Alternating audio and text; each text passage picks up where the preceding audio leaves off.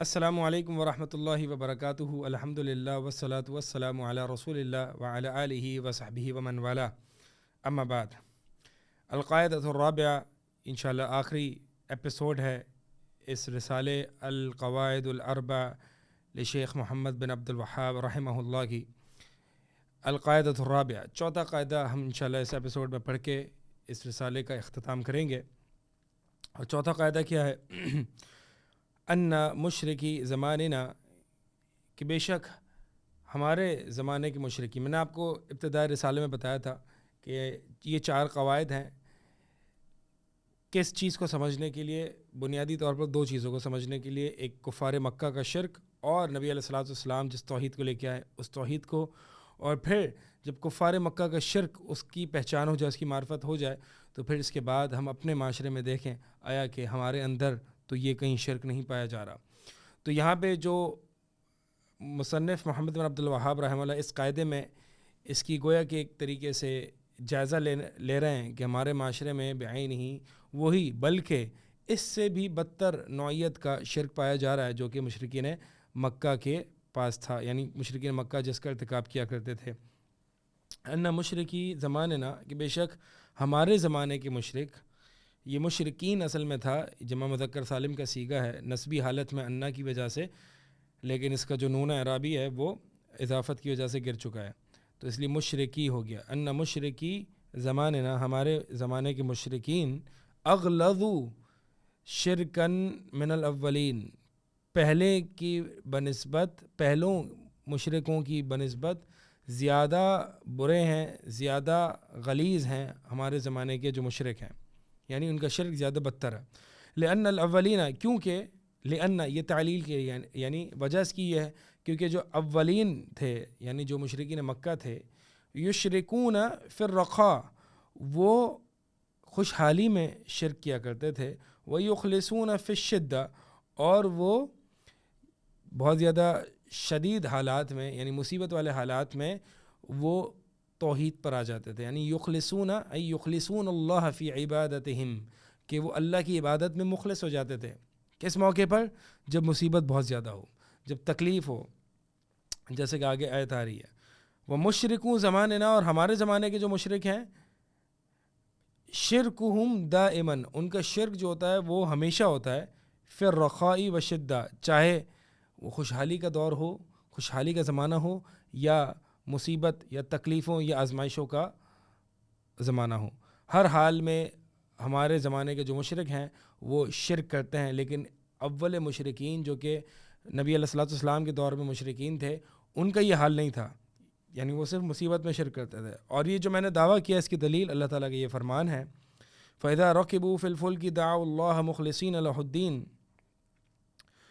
کہ جب وہ کشتی پر سوار ہوتے تو وہ اللہ کو خالص کر کے اپنی عبادت کو، اپنے دین کو خالص کرتے ہوئے اللہ کو پکارتے۔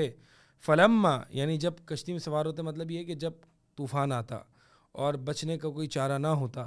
تو وہ تمام معبودان باطلہ جن کو وہ خوشحالی میں یا خشکی میں، جب وہ سمندر پر سوار، یعنی جب وہ کشتی میں نہیں ہوتے تھے، خوشحالی میں یا خشکی میں جب وہ ہوتے، تو ان تمام معبودان باطلہ جن کو پکارا کرتے تھے سب کو جو ہے وہ کنارہ کش کر کے خالص اللہ ہی کی عبادت کیا کرتے تھے۔ فلما نجاہم، کیونکہ ان کو بھی پتہ ہے کہ یہ اتنی شدید تکلیف ہے کہ اس میں ہمارا کوئی دیگر جن کو ہم اللہ کے شریک ٹھہراتے ہیں وہ کوئی بھی کام نہ آئے گا، صرف اللہ ہی کام آئے گا۔ اور حیرت کی بات یہ ہے، یعنی ایک بات نوٹ کرنے کی یہ ہے کہ اللہ تعالیٰ ان مشرکوں کی دعاؤں کو بھی قبول کر دیتا، یعنی جب وہ کسی بڑی مصیبت میں پھنستے اور خالص اللہ سے دعا کرتے تو اللہ تعالیٰ ان کی بھی دعا کو قبول کر لیتا۔ اسی لیے فرمایا فلما نجاہم، پس جب ہم ان کو نجات دیتے، الی البر، خشکی کی طرف، اذا ہم یشرکون، تو پھر وہ ناگہاں شرک کرنے شروع ہو جاتے، یعنی دوبارہ سے اپنی نارمل حالت میں یعنی شرک کی حالت میں پلٹ جاتے۔ اس کا مطلب یہ ہے کہ اللہ تعالیٰ جب مشرکین کی دعا کو قبول کر لیتا ہے تو مسلمان کی کیوں نہیں کرے گا؟ اور دوسری وجہ یہ دیکھنی چاہیے کہ اللہ تعالیٰ یہاں پہ مشرکین کی دعا کو قبول کیوں کرتا ہے، کیونکہ اہل علم فرماتے ہیں کہ یہ جو مشرک تھے جب بڑی مصیبت میں پھنستے ہیں تو دعا اتنی اخلاص اور صدق دل کے ساتھ نکلتی ہے کہ کوئی ایسی دعا نہیں ہوتی ہے جو اتنی اخلاص اور صدق سچائی کے ساتھ نکلے اور اللہ تعالیٰ اس کو قبول نہ کرے. ایسا ممکن نہیں ہے، بلکہ ایسی دعائیں ضرور قبول ہوتی ہیں. تو انسان کو چاہیے کہ اپنی دعاؤں میں اخلاص اور صدق یعنی سچائی پیدا کرے، اور یعنی رغبت رکھتے ہوئے اللہ تعالیٰ کی طرف وہ جو دعا مانگ رہا ہے اس میں شدید رغبت رکھتے ہوئے انسان اللہ تعالیٰ سے دعا کرے، بے رغبتی کا اظہار کرتے ہوئے اور یعنی انٹرسٹ نہ لیتے ہوئے، رغبت کو شو نہ کرتے ہوئے انسان دعا نہ کرے. اللہ تعالیٰ جو ہے وہ جیسے کہ حدیث میں بھی آتا ہے، اللہ تعالیٰ غافل دل سے نکلی ہوئی دعا کو قبول نہیں کرتا. بہرحال یہاں پہ فرمانا مصنف رحمہ اللہ یہ چاہ رہے ہیں کہ جو مشرکین مکہ تھا ان کا جو شرک تھا وہ اس سے بھی بدتر تھا، جو کہ بلکہ آج کا جو شرک ہے، ہمارے زمانے کا جو شرک ہے وہ مشرکین مکہ کے شرک سے بھی بدتر تھا. اسی طرح بعض اہل علم فرماتے ہیں کہ یہاں پہ تو مصنف رحمہ اللہ نے ایک وجہ لکھی ہے کہ ہمارے زمانے کا شرک، ہمارے زمانے کا ایک مشرک جو ہے وہ زیادہ بدتر ہے. دوسری وجوہات بھی ہیں کہ جس سے یہ پتہ چلتا ہے کہ ہمارے زمانے کے مشرک جو ہیں وہ پہلے کے مشرکین سے زیادہ بدتر تھے. اور دوسری وجوہات میں سے ایک وجہ یہ ہے کہ پہلے کے جو مشرکین تھے وہ ملائکہ اور نیک صالحین کو پکارا کرتے تھے، لیکن جو آج ہمارے زمانے کے مشرکین ہیں وہ آج دیکھیں کس طرح کے لوگوں کو پکار رہے ہیں. آپ ذرا مزار کا جائزہ لیں، وہاں پہ طرح طرح کے ڈرگ ایڈکٹس اور پورا گندہ حالت میں جو لوگ بیٹھے ہوتے ہیں ان کو بھی اللہ تعالیٰ کا ولی قرار دے کے ان کو بھی اللہ کا شریک ٹھہرایا جاتا ہے. فساق فاجر قسم کے لوگوں کو پکارا جاتا ہے. اسی طرح جو ہے وہ مشرکین جو ہے وہ اپنے تمام معبودان باطلہ میں سے سب سے زیادہ تعظیم اور تکریم اللہ ہی کی کیا کرتے تھے. اس میں کوئی شک نہیں کہ دوسروں یعنی جن کو وہ پکارا کرتے تھے اللہ کے سوا ان کی بھی تکریم اور تعظیم کیا کرتے تھے، لیکن اللہ کی سب سے زیادہ کیا کرتے تھے. لیکن آج کے زمانے کا آپ مشرک دیکھیں تو وہ غیر اللہ کی تعظیم اور تکریم زیادہ کرتا ہے. یہی وجہ ہے کہ جب آج ہمارے معاشرے میں کہا جاتا ہے کہ اللہ کی کوئی شخص اللہ کی قسم کھاتا ہے تو اسے کہا جاتا ہے کہ نہیں تم اپنے فلاں پیر اور فلاں کی قسم کھاؤ، تو وہ اس میں محتاط ہو جاتا ہے. تو اس کا مطلب یہ ہے کہ وہ غیر اللہ کی زیادہ تعظیم کرتا ہے بنسبت اللہ کی تعظیم کرنے. اسی طرح حرمین کی تعظیم سے زیادہ وہ قبروں کی اور مزاروں کی تعظیم کرتا ہے یہ آج کے زمانے کا مشرک. حالانکہ مشرکین مکہ جو تھے وہ دیگر معبودوں کی اور شجر اور پتھر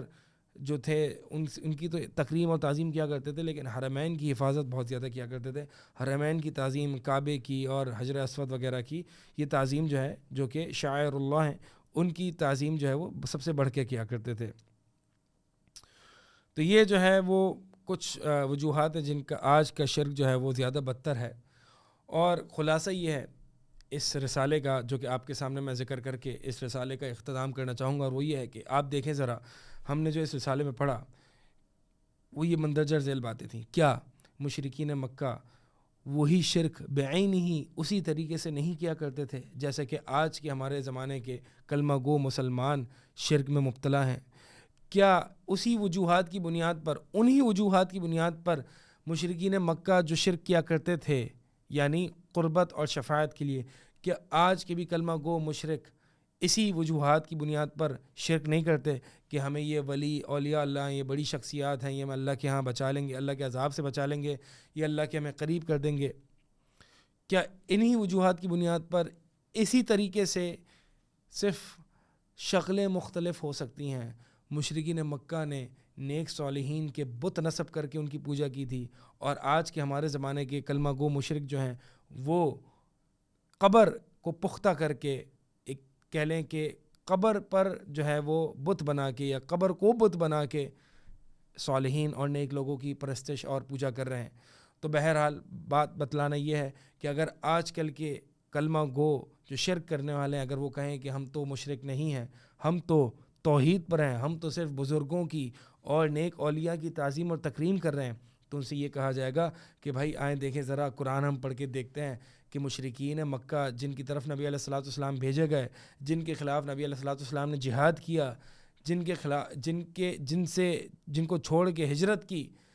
ذرا دیکھیں کہ مشرکین مکہ کا شرک کی نوعیت کیا تھی، ذرا دیکھیں ہم، تو ہمیں پتہ چلے گا کہ یہ وہی شرک ہے جو کہ جس شرک میں ہم مبتلا ہیں. تو لہٰذا ہمیں اس سے توبہ طائب ہو کے خالص دین حنیفیت جو کہ ملت ابراہیم ہے، جس کی پیروی کرنے کا تمام انبیاء بشمول تمام انبیاء کی امتیوں کو حکم دیا گیا ہے۔ اللہ تعالیٰ سے دعا ہے کہ جو کچھ اس میں سنا گیا، پڑھا گیا، جو حق ہے وہ اللہ ہی کی طرف سے ہے، اور جو